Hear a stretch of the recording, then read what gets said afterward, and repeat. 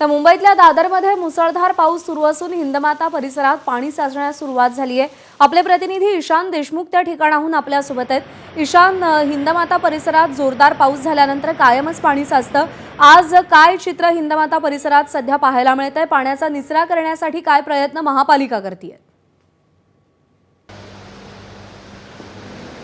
प्रज्ञा, ह्या हिंदमाता या परिसरामध्ये नदीचं स्वरूप आलं आहे। मी दाखवू शकतो कशा प्रकारे पाणी हे संपूर्णपणे हिंदमाता परिसरामध्ये भरलेलं पाहायला मिळते।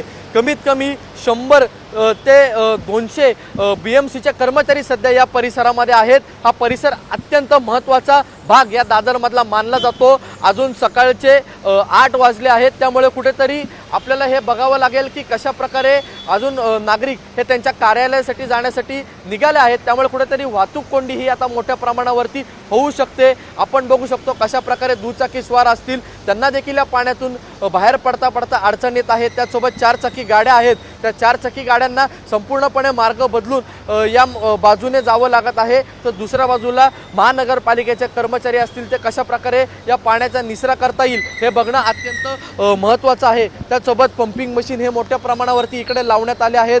पाणी जे खेचायचं काम असतं ते देखील कशा प्रकारे इकडे केलं जातं हे बघणं महत्त्वाचं राहील। हिंदमाता परिसर हा अत्यंत महत्त्वाचा परिसर या दादर भागामधला मानला जातो। या ठिकाणून अनेक वाहतूक हे त्यांच्या कामासाठी चाकरमानी जात असतात। बाजूलाच इकडे दादरचं स्टेशन आहे। या ठिकाणी नागरिक या भागातून चालत ते दादरच्या स्टेशनपर्यंत जात असतात। पण जर पाण्याची परिस्थिती अशी असेल, सध्या आपण बघू शकतो काही ज्येष्ठ नागरिक आपल्याला दृश्यांमध्ये दिसत असतील, तर कशा प्रकारे वाट काढत ते आता या पाण्यातून चालले आहेत हे इकडे आपल्याला पाहायला मिळते। त्यामुळे कुठेतरी नागरिकांना आता या मुसळधार पावसाचा फटका हा बघताना आपल्याला पडताना आपल्याला दिसत आहे। त्याचसोबत पावसाचा जोर हा कायम आहे, पाऊस अजून कुठेही थांबलेला नाही।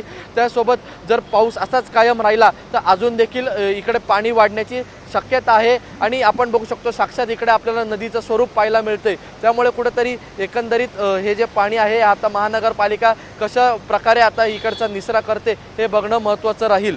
प्रज्ञा, ईशान, धन्यवाद दिलेल्या माहितीसाठी।